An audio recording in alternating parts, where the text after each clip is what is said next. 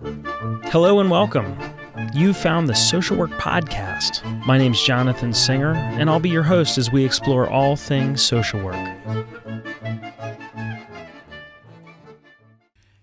Hey there, podcast listeners. Jonathan here.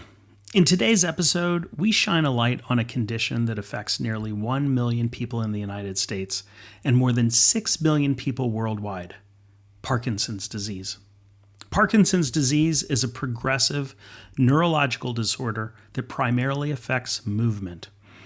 And I'm releasing this episode in April because April is Parkinson's Disease Awareness Month, chosen because it is the birth month of James Parkinson, who first identified the symptoms of Parkinson's disease more than 200 years ago. Now, full disclosure, before this interview, I knew that my childhood hero Muhammad Ali and the actor Michael J. Fox had Parkinson's, but I didn't know they had young-onset Parkinson's disease, and honestly, I didn't really know much about the disease at all. I assumed that it was a terminal illness that significantly decreased your lifespan, like multiple sclerosis and ALS, aka Lou Gehrig's disease, which my great-grandfather died from. But I was wrong. And that's why I spoke with Allan Cole, a person who lives with young-onset Parkinson's disease.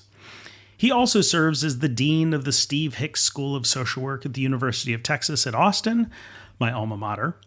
And, as you'll hear in today's episode, Allan's personal and professional journey is one of vulnerability and profound empathy, qualities that resonate deeply within the social work community. In today's episode, Allan shares his personal journey with young-onset Parkinson's disease, acknowledging diversity of experiences people have with Parkinson's. We explore the emotional landscape of receiving a Parkinson's diagnosis, the misconceptions surrounding the disease, the difference between disease and illness, living well with Parkinson's, the need for more research and awareness, what social workers should know about working with people with Parkinson's disease, and the importance of empathy and support in navigating its challenges. And I appreciated how Allan spoke about his journey in the context of his many privileges, acknowledging that his ability to be vulnerable was a manifestation of these privileges. And now, without further ado, on to episode 136 of the Social Work Podcast, Living with Young-Onset Parkinson's Disease, an interview with Allan Cole. Well, Allan, thank you so much for being here on the Social Work Podcast and talking with us today about Parkinson's. Thank you for having me. I really appreciate the work that you're doing. It's very important. It's really an honor to be here with you. Oh, that's so nice. Thank you. I think it'd be really helpful if you would be willing and able to start off by telling us what Parkinson's is. Sure. And let me preface this by saying, there's no question that's, unworthy of being asked or out of bounds. You can ask me anything. I really think part of what I am after is, trying to make these kinds of conversations more, public and also more accessible. So I appreciate your, sort of treating this as you would a friendly conversation and the audience hearing it that way. So Parkinson's is a movement disorder. And so what that means is that it affects one's ability to move, but it's much more than that because it affects one's mood as well as one's ability to sleep and all kinds of functioning that we could talk about. But Parkinson's is really a reflection of the symptoms are a reflection of the loss of neurotransmitters that result in dopamine being produced in the brain, right? And so if you have Parkinson's, you have a loss of dopamine. There's a part of your brain, deep within your brain, called the substantia nigra.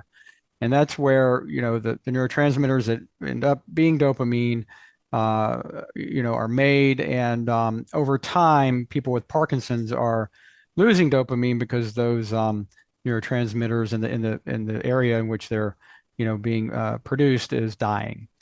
And so, by the time one becomes symptomatic, studies or statistics vary, but you can count on, half of your dopamine supply being gone, usually at least. And, it only gets worse from there. It's a degenerative disease. So it It doesn't get better, it gets worse over time.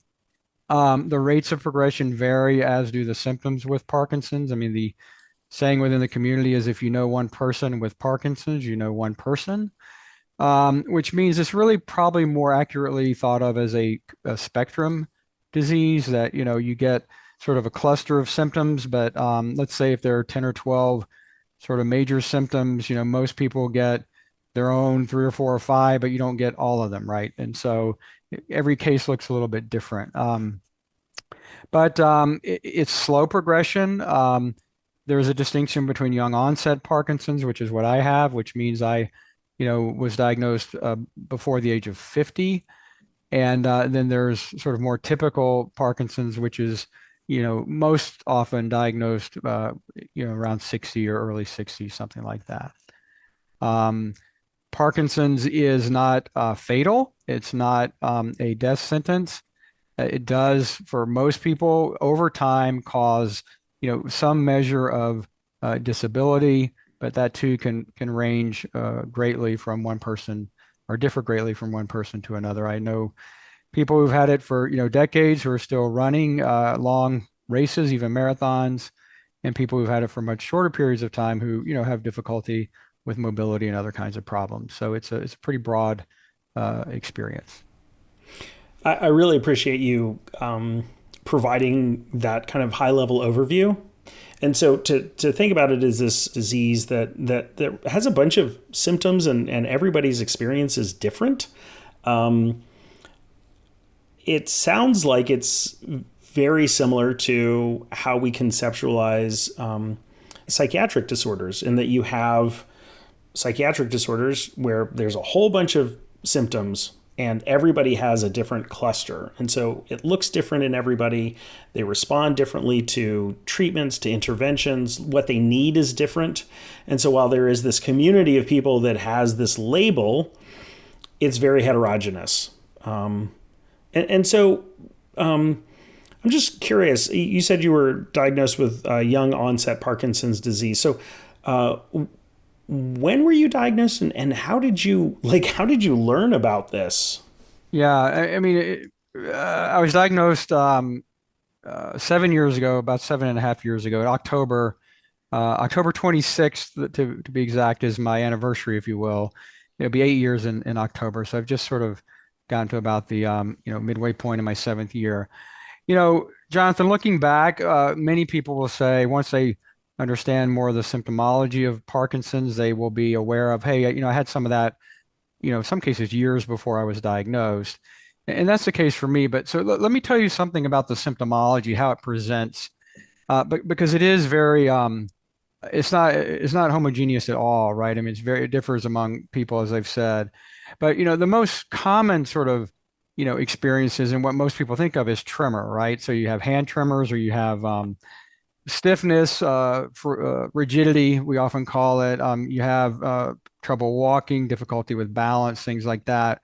My major symptoms are rigidity. So I really don't have much tremor. I mean, if you look at my hands, pretty hand tremors are the most common. I get tremors if I'm cold or if my adrenaline really gets pumped up. So if I'm nervous before, giving a talk or, doing something, I'll get a slight, maybe thumb tremor or something like that. The pill rolling tremor is kind of that I'm manufacturing that. That's not real, but mostly mine is stiffness, right, and rigidity. And the medicines that work for most people, carbidopa levodopa is kind of the gold standard. There's a bunch of different medications that we could also talk about, but that's the gold standard. They work for most people very well for a long period of time, but not forever, right? Because the disease progresses, and you can only take so much medicine, and then you start running into side effects, and then you can move on to different kinds of interventions. But for me, it started with a very slight tremor in my left index finger. And I don't know if you can see it, but it's really not there at all now because I'm on carbidopa levodopa. But if I weren't, it would be tremoring a little bit. And I mentioned it to my wife, who has always been the designated person in our family to worry about health matters. And she said, you should probably go get that checked out. It's probably nothing. And I kind of went to see our family physician, whom, my wife and I had been with for, a long time, coming up on 20 years or 15 years. And, I went in and I told her, her name is Robin, and I said, Robin, I'm here to have you tell me I don't have um, Parkinson's or ALS, because of course I'd started Googling, and Hmm. I could tell my wife was a little bit concerned, and I thought, well, maybe I should be concerned. And I don't recommend that, by the way, but I did it. And she you know, kind of laughed it off initially, but then got real serious when she started doing an exam on me. So I knew something was up. And after about 5 minutes or so, she said, Alan, I'm sorry, I can't tell you that you don't have Parkinson's or ALS. I want you to see a neurologist. And that was sort of the beginning of the journey. And so, looking back, besides that tremor, I noticed that, my left foot would occasionally drag, like I'd like sort of trip on a curb, or a crack in the sidewalk, and it was because I was dragging my left foot a little bit. Very subtle, right? But there, and you can see on the tread wear of my shoes that my left tread was wearing it at a little bit faster rate than my right tread. And so I went to see a neurologist. First, the first neurologist I saw was not a movement disorder specialist, which is a neurologist who specializes in movement disorders like Parkinson's. Very gifted neurologist, but didn't work on Parkinson's. And I was misdiagnosed. She said, this is benign. Go live your life. Don't worry about it. And so I said, great. You're my favorite, physician ever. But in the meantime, I knew something wasn't right. And, so I made an appointment with a movement disorder specialist, and, he diagnosed me, in the office, and said, we usually do this on just a clinical diagnosis, which is it's very rudimentary. It's almost like a drunk driving test. They make you, do things like touch your nose and snap your fingers and walk in a straight line and things. And they can tell a lot by that. And, he said, I'm almost sure, but you're young and your symptoms are so, minimal, that I want you to have an imaging test done. It's called a DAT scan, a DAT scan, which measures sort of the level of dopamine in your brain. And that confirmed the clinical diagnosis about a week later. And he said, you do in fact have Parkinson's. So that was 7 and change years ago. Wow. So your pathway to getting a diagnosis was fairly straightforward, right? And I know a lot of us work with folks whose pathways to figuring out what's going on isn't straightforward, in part because there is no DAT test, right? There's no there's no sort of physical test to be able to identify what the issue is. That's right. Yeah, and a DAT scan alone, my understanding, can't diagnose Parkinson's, but it can confirm a clinical diagnosis, right? So it's Right. sort of a both and.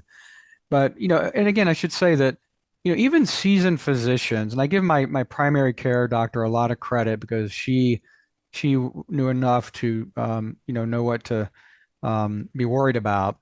But even seasoned physicians are not typically educated to know what to look for, and people miss it. They're good doctors, and they just aren't equipped to know what they need in every case. And so, I've forgotten the exact data, but it's upwards of 25% of folks, sometimes it'll even a little higher, can be misdiagnosed. It's hard to diagnose.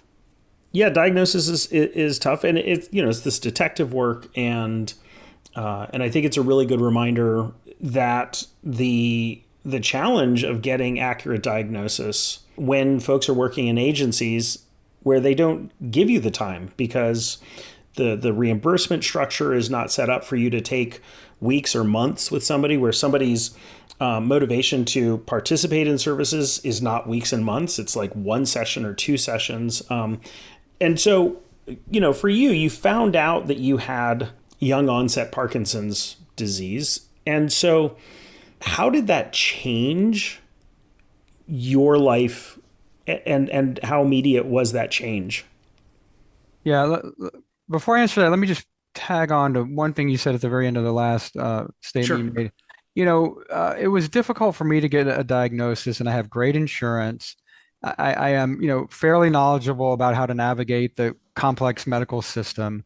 I have a lot of resources that other people don't have, and it was still difficult. And so Mm. I imagine what it is for some of our clients, maybe many of our clients who don't, have those resources and how difficult it can be. And so that's important for your audience to know as well. Um, so the first reaction I had was to go underground. Mm. And so I took about 10 months before I told anybody about it, other than my wife, of course, who knew immediately. My doctors knew, and maybe three or four of my very closest friends, most of whom were either doctors or nurse practitioners. Nobody else knew. My kids didn't know, my parents didn't know, my colleagues didn't know, my boss didn't know. And I carried that by myself with my wife, who is an extraordinary human being, and I'll tell you more about that too. But for about 10 months, and then it became for me, and let me parentheses here, everybody's experience is their own, and there's not one or 10 or 1,000 different ways that are sufficient to do it vis-a-vis going public. But for me, the carrying the secret is what it felt like, and it became for me more burdensome than I imagined telling people I had Parkinson's would be, right? And it challenged my kind of fundamental sense of integrity.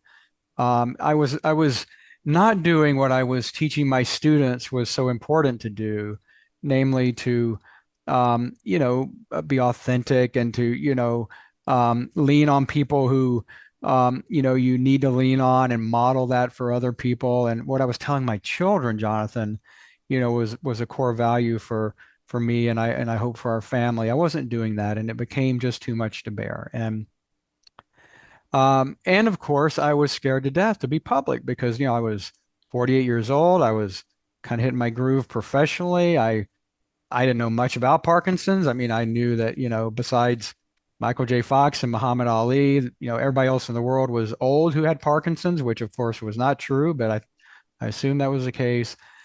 And so I feared, people having pity for me. I feared people thinking, well, my best days are behind me and my career was going to be over. They weren't going to take me seriously, blah, blah, blah. And none of that has happened, of course, but these were all things I had in my mind, and I had to work through that. It took me about 10 months to do it. I wish I had been public sooner.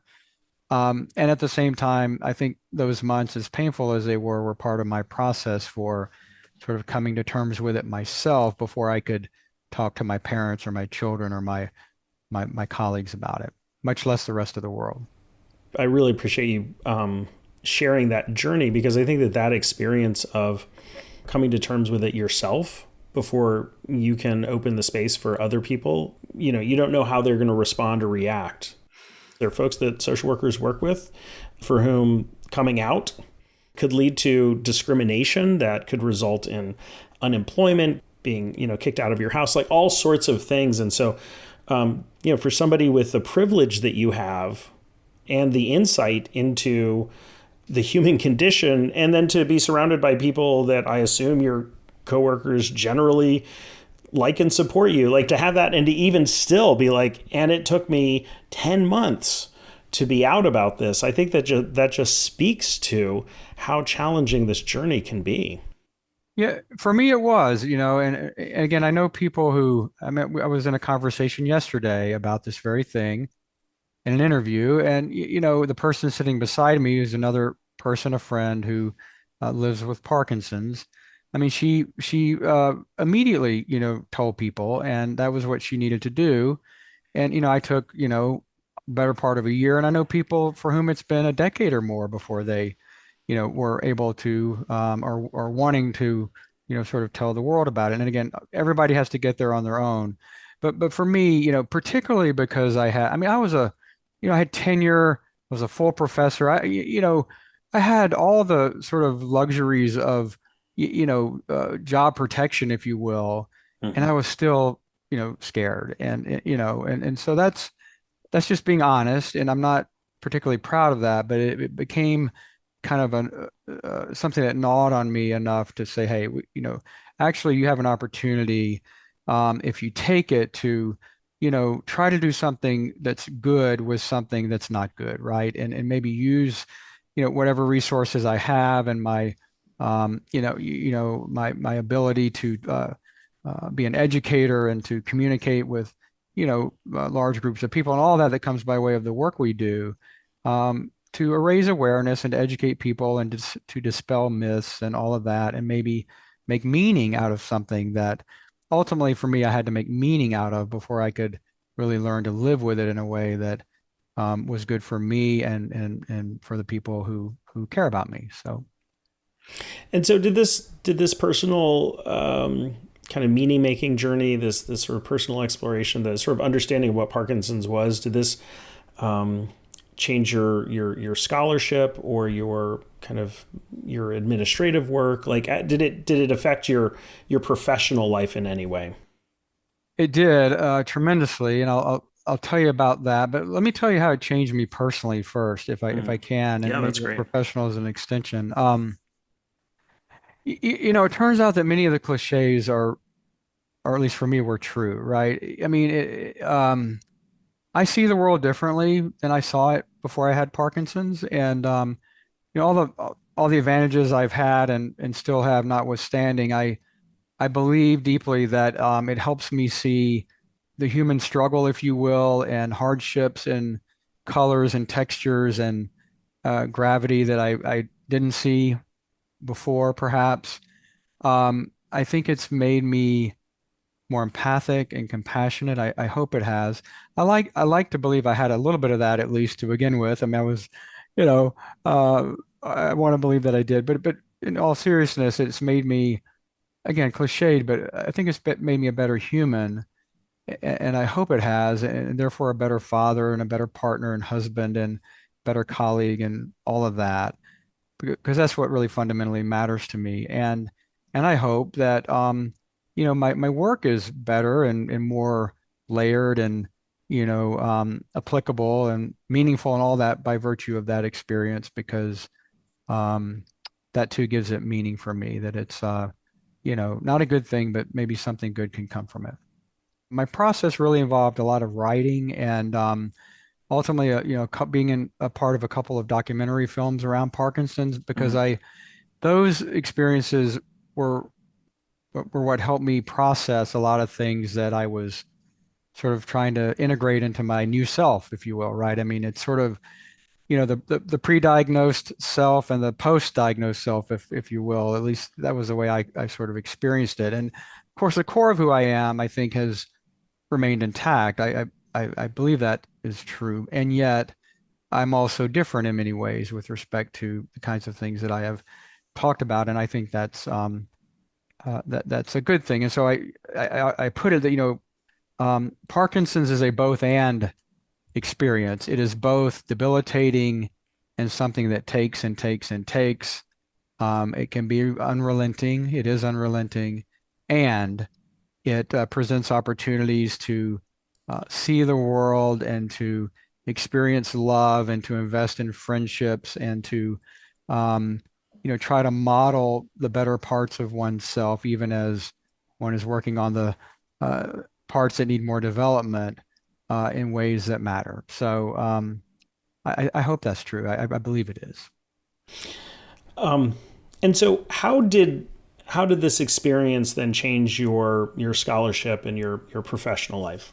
Yeah, so I worked a lot on bereavement before Parkinson's, and so I knew a lot about at least what the textbooks, some of which I've participated in writing, um, say about it, and I think they're mostly true, but um, an intellectual understanding of loss, and Parkinson's is a disease of loss, and gain, but loss. Um, the experience of that is not always fully captured, probably never fully captured in a any kind of book. I stayed sort of in the same zone, but I really got interested in chronic illness, right? And so it's important to say that I think Parkinson's is one of many chronic illnesses, meaning one can live and does live with Parkinson's like many other chronic illnesses for a long time, right? I mean, my life expectancy is about what it would be if I didn't have Parkinson's. Maybe, most of the literature says about 6 months to a year or something like that, right? So it's not a marked difference. But things get complicated for most people, to some measure. Again, it can vary widely, but um, sort of integrating that into one's new self and for me, one's new professional self, as it were, again, presents either an opportunity for growth and exploration, or going in a different direction. And for me, I was very sad, but I wasn't. I don't recall being angry about it, or um, you know, kind of asking the why questions as much, really at all, but really asking the kind of so what questions. Okay, so this is what I'm dealing with. What can I do to make a good life, not despite Parkinson's, but because of it, right? And so it became an opportunity to sort of, reframe for, a social work type, sort of what the experience could be, not just for me, but for the people I love and for the students and colleagues that I love and want to, help develop. And, what could that mean? And so deep sadness and all that, but really an opportunity professionally to pivot, not entirely, but to take on some new sort of experiences, you know, um, both as a scholar and as a teacher.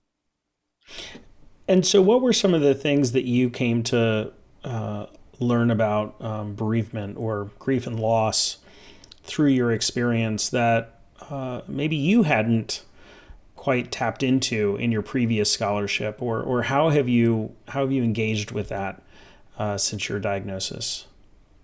Yeah, and I'm going to speak as Alan, not in a universal way, but one thing that I really internalized and sort of learned at a different level is that, at any given point in time, you can bet that almost everybody, if not everybody you meet, is dealing with something, Hmm.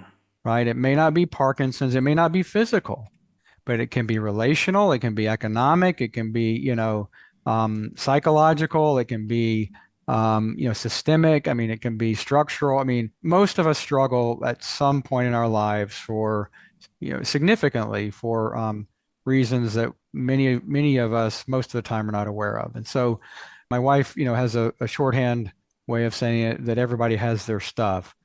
Um, in that way, it kind of normalizes in a way that, some of our stuff can be harder to manage than others of our other stuff that maybe other people are dealing with. But what's common is this opportunity for a deep empathy toward one another, right? And compassion. The other thing, and probably to be honest with you, Jonathan, the hardest one for me, and we could talk about why, if you want to, or what I speculate at least, was being vulnerable, right? I mean, Hmm. I was not socialized to be vulnerable. Can I just say it that way? And much of the 10 months, being sort of underground was because of the vulnerability that, I felt like it would require of me to speak publicly about my experience. Um, what I've discovered, however, is that, and I don't want to overstate this, there is a power in a measure of vulnerability, and especially when those of us who are maybe comparatively less vulnerable than others will will risk that. And I had no idea that, far from being, kind of the worst experience of my life, that actually as I sort of opened myself up to that set of experiences, I feel like I became more human in ways that I wish I had learned earlier in my life. I think that lesson about vulnerability is, I mean, it's so powerful. Obviously, lots of folks have talked about vulnerability, written about vulnerability, but as you said, like an intellectual understanding is very different than living an experience of being vulnerable and seeing that as powerful. I did a workshop many years ago where they had this phrase, warriors stand with shaky knees. And it juxtaposed the myth of the person that is strong and can go into battle as being unafraid or without doubts, without acknowledging their own vulnerabilities, with the idea that actually being vulnerable, acknowledging your limitations, and having a community that knows that about you actually makes you a really powerful person in the face of adversity. I'm glad that's one of the things that you got out of this, because I suspect that it has allowed you to model that for others who knew you before and looked up to you, but now saw you in a different light and saw you being able to kind of maintain or maybe even enhance your power through the vulnerability. Yeah, I appreciate that very much. And that's been more of my experience than I ever would have imagined, possible, which is to say that I count that, as one of the gifts that has come with Parkinson's. And again, it's a both and. It's I'm still not ready to say I would sign up for this, let's be clear about that. But it has made my life immeasurably better in ways that I never would have anticipated, right? And I say that as one who has a lot of support and a lot, I will never know the kind of vulnerability that many people live daily with from the time they breathe their first breath. I hope you hear my point that wherever you are, my experience has been, at least for me, that taking the risk toward more vulnerability helped open me up to see the world, to be in relationship, and to aspire to greater, humanness in ways that I think have benefited me and those I love and the work that I try to do. Well, speaking of vulnerability and telling your story, I know that there's a documentary, The Only Day We Have, where you tell your story. So what prompted you to tell your narrative, right, to tell your story in that documentary? Vanessa Reiser, who's the filmmaker, who's a local filmmaker here in Austin, she and I met on another documentary project about 4 years earlier that was produced by Connecticut PBS. And it was title of that is Empowered by Parkinson's. And I was one of the uh, uh, people whose story was told in that documentary. And I was at the time, I was training for the New York City Marathon. My part in it was they followed me and sort of, my family and what this meant to have Parkinson's and to try to run a marathon and, New York Marathon at that. So Vanessa and I became good, colleagues and friends. And then, again, some years after that, a couple years ago, she approached me and said, look, I've been thinking a lot about a film on young onset Parkinson's because there's such a dearth of resources and information out there. And because it's such a different disease, really. And in the film, there's a physician at the Mayo Clinic. His name is Dr. Rodolfo Savica. He says, and I think he's right, and others do too, that young onset is a not unrelated, but a different disease in many ways than kind of typical Parkinson's that presents more in kind of one's 60s and beyond. But at any rate, we met on the first film and we wanted to do this second film about young onset.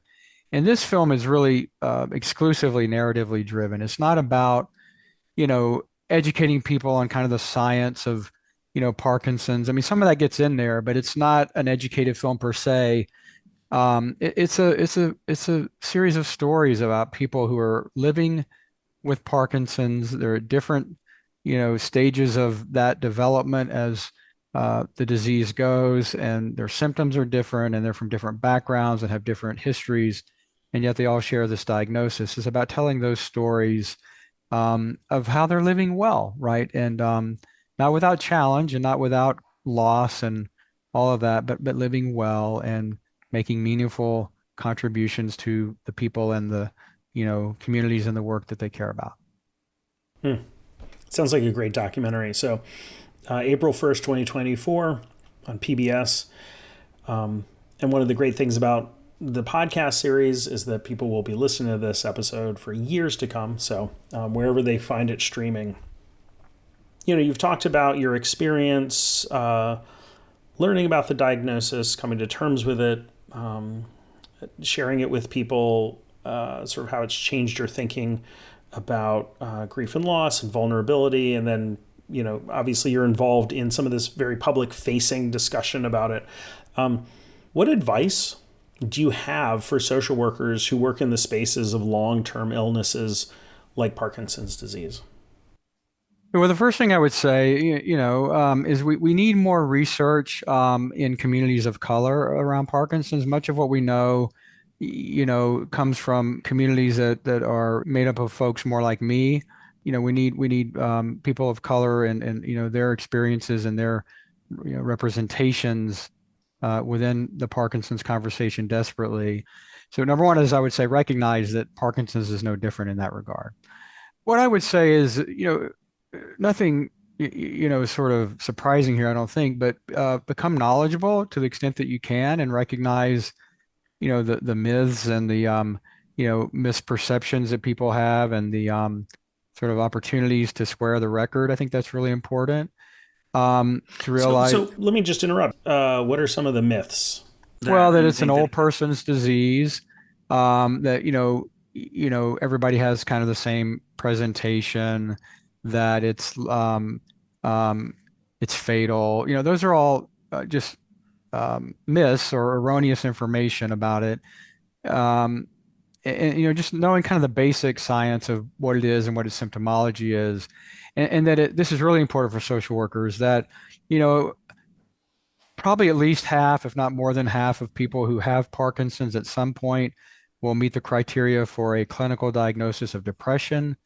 And, 40% to half or more of us will meet the criteria for anxiety, right? So it's a movement disorder, but because it's dopamine that's involved, that affects your mood and it affects, lots of other things. But, mood is important for social workers, particularly those who work in behavioral health. Another thing is, Parkinson's um, is a family disease, like many diseases are. Um, and it's a community experience as well. And so, attention to care partners is really important, particularly over time. Chronic illness can be difficult not only for the person who is ill, but the people who love that person who is ill and are charged with, providing for that person's care. Really important. And this may on one level sound like a kind of academic or wonky distinction, but um, to me, it's important to distinguish between disease and illness. And if I could have just 30 seconds to kind of say why. Um, Disease is about the process, largely biological, physiological, that happens when a person has Parkinson's. I mean, we know, as I said earlier, it's a breakdown in dopamine caused by things that are happening in your brain, and therefore the symptoms look like the following. Illness is one's um, unique experience of living with that disease, right? And so, social workers work at both levels, but I think a lot of what we do is really more tailored toward thinking about illness and helping the person think about illness in light of the disease, right? And so I think it's a distinction with a difference, a qualitative difference in both how we approach the experience and also how we seek to be a participant in that experience with respect to support and encouragement and resources. I love that distinction between disease and illness. And it actually reminds me of an interview that I did many years ago with a clinical social worker who had a diagnosis of cystic fibrosis, which until recently, when they came out with the medication, it was a terminal illness, right? And one of the things that this social worker said was that if I can be sick, I can be healthy, right? If I can go into the hospital and get the treatments for a couple of weeks, every 6 months, if I can use the chest compression, if I can do these things, then I can be healthy. And when you said that thing about distinguishing between the disease and the illness, what it connected with me is that there is a way in which the manifestation of the disease can, for some people, lead to this either perception that they're sick, right? And that can close doors and that there can become these structural barriers. They're like, well, sorry, we can't hire you, or I get worried. I'm not going to. All of these things that sort of take on the sort of the sick role, which is kind of around the illness, not the disease. And that as a social worker, acknowledging some of these social or structural ways in which people make someone sick or put them into that role is part of what we as social workers have control over, right? We can address that in a way that we cannot address dopamine levels. We don't know the pharmacological issues. We don't know the neurobiological issues. But so I really appreciate you making that distinction. Well, and let me be clear, I got that distinction from a philosopher named Avi Carell, who's a British philosopher who herself lives with a chronic pulmonary condition. And Hmm. so, I am indebted to her understanding, as we all are indebted to others for what we know. That's important for me to add as well. It's very academic of you to cite your sources there. No, I think it's great. Let's give credit where credit is due. The idea that any of us own knowledge is, I think, troubling and problematic on lots of levels. So, Can I say one more thing just about kind of the professional personal tie? yeah, please. The other new kind of vista that was open for me, intellectually as well as experientially, was disability and disability studies, right? And I've learned so much before Parkinson's from people who live with disabilities, and so much more since Parkinson's because I've just had different angles of vision into that. Um, I don't consider myself disabled at this point, but I believe at some point I will have some measure of disability because most people with Parkinson's do. Um, and so, again, I'm trying to use my experience to contribute to, the knowledge and wisdom in some small way that has been built, through the experiences of many who've come before me. And, those with disabilities have wisdom and insights and courage and strength that inspire me. And, selfishly, I want more of, right, as I try to navigate my own path. And I think it speaks to this idea that I know folks in disability studies have kind of tried to highlight, which is that there is a sense of othering that happens, in ableism, which is that I'm able-bodied and you're disabled, you are different from me, as opposed to this idea of a spectrum or a continuum, or what does it mean to have a disability or to be disabled? How does that work? And and to be able to sit there and say, I'm not yet, but I most likely will be, right? And who knows what that'll look like. I think that is an important frame of mind. And if all of us thought about the possibility that, maybe we're able bodied now, but what about when we're not, right? Right. And And what do we have what, to learn from mhm. people, who may be, called disabled, but have strengths and understandings and bodies of wisdom that I, don't and may never have, right? But by virtue of their experiences. And I covet, learning from them and, being, in solidarity with them in ways that I did not imagine before. The other thing I would add is humor is really important for me too. I mean, we talked a little bit before we went on the air here about for me humor is healing, and Parkinson's is the farthest thing from being funny, but it's a terrible disease, and it's a an illness that takes on very varying sort of forms and expressions, but for me being light about it at the appropriate moments has been healing, and I think that's important to name too. Before we end, with your permission, I'd like to maybe read something very brief that's part of a post that's actually, part of our promotion of the documentary, but it's really sort of um, what I hope the takeaway is for those who are listening is today, at least this, if I could, Jonathan, I'd like. Yeah, please. I'd loved it. Yeah.